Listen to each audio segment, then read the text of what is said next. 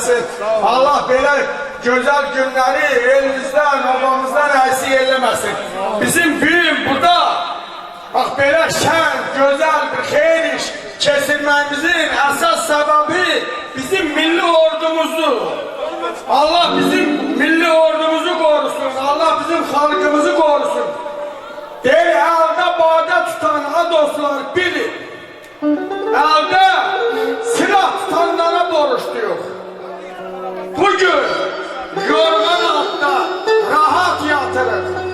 Torpaq altda yatanlara borçluyuq. Borçların içində batsaq da belə, pulun quyruğundan tutsaq da belə, biz qapıya güllə atsaq da belə, posta güllə atanlara borçluyuq. Ruzumuz, duzumuz, dadımız varsa, çörəyimiz varsa, cadımız varsa, ocağımız varsa, odumuz varsa, özü oda atanlara borçluyuq.